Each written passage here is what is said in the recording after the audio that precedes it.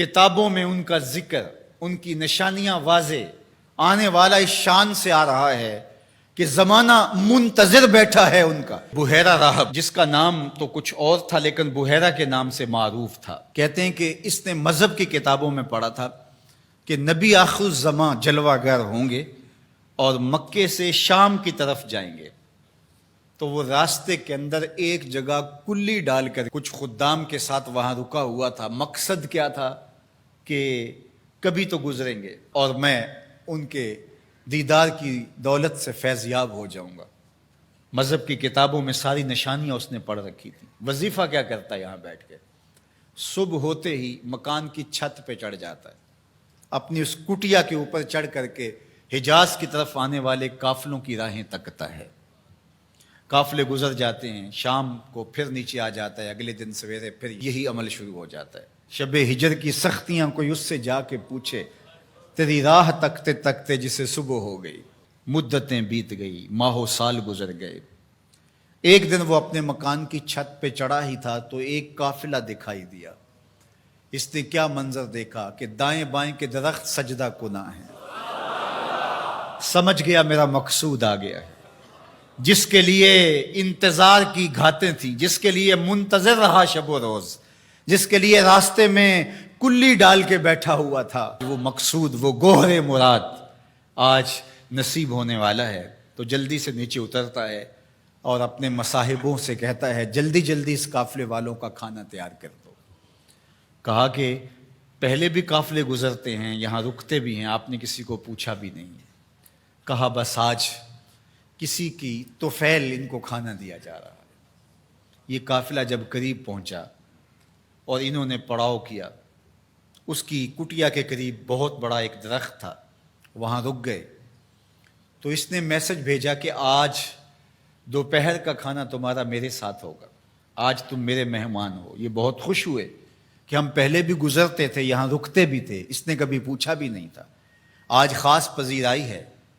کھانے کا وقت ہوا تو وہ آیا، اور جس طرح وہ لوگوں کے مجمع میں کسی کو ڈھونڈ رہا ہو، حضور علیہ السلام اونٹوں کے پاس تھے، 12 سال حضور علیہ السلام کی عمر تھی، تو آقا کریم وہاں تشریف فرما تھے اور یہ سارے یہاں کھانا کھانے درخت کے نیچے بیٹھے تھے۔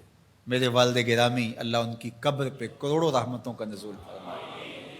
تو یہاں ترمذی شریف کے اندر تفصیلی واقعہ موجود ہے، اس میں عربی الفاظ جو ہیں ان کا ترجمہ اپنے لہجے میں وہ یوں کیا کرتے تھے کہ وہ بحیرہ راہب آ کر کے ان سے کہتا ہے کہ بارات آئی بیٹھی ہے، دولہا کہاں ہے؟ بارات آئی بیٹھی ہے، دولہا کہاں ہے؟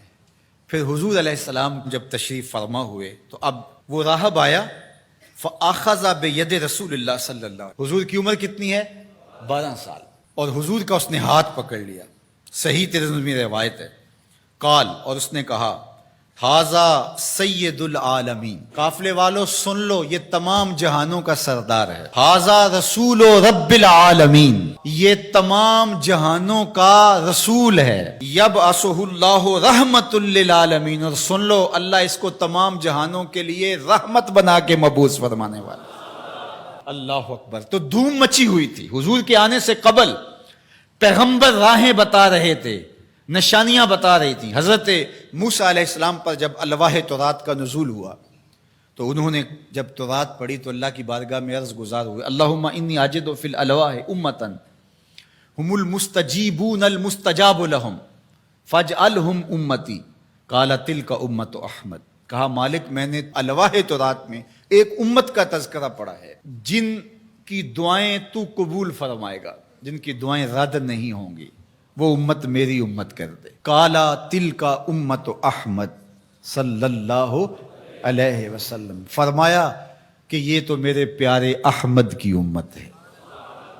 آپ کا ذکر تورات میں ہے، مثلہم فی التوراۃ و مثلہم فی الانجیل۔ اللہ قرآن مجید میں ارشاد فرماتا ہے کہ حضور کے ساتھیوں کا ذکر، ان کی مثالیں اللہ نے تورات میں بھی بیان کی ہیں اور انجیل میں بھی بیان کی ہیں۔ اللہ اکبر۔ اب تورات کی کہانی سنیے، 9 سوال تھے مسلسل، اللہ اس میں یہ شان ہے، اس امت کو یہ مرتبہ دیا گیا، یہ شان دی گئی، وہ امت میری امت کر دے۔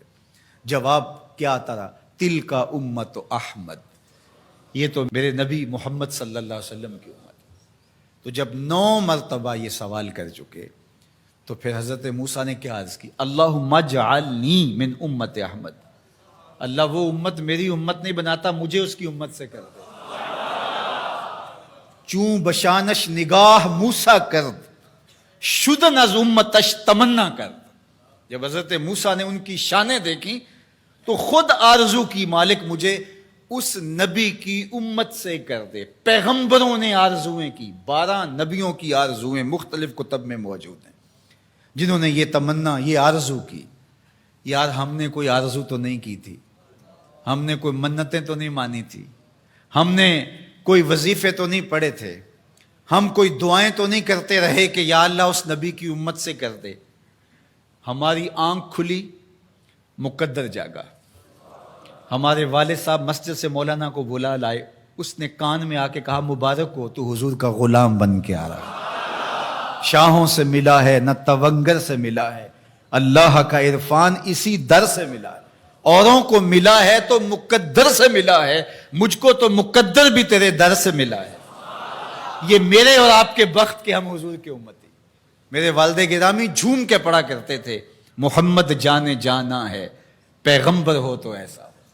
محمد جانے جانا ہے، پیغمبر ہو تو ایسا ہو، رسولوں کی بشارت سے مبشر ہو تو ایسا ہو، امر توقیر کا سب کو موکر ہو تو ایسا ہو، کیا ہم کو غلام ان کا مقدر ہو تو ایسا ہو، کیا ہم کو غلام ان کا مقدر ہو تو۔ میری خوش قسمتی میں تیرا امتی، بری نازم کے ہستم امتے تو گناہ گارم و لیکن خوش نصیبم۔ میں اس بات پہ ناز کرتا ہوں کہ حضور میں آپ کا امتی ہوں، گناہ گار ہوں لیکن خوش نصیب ہوں۔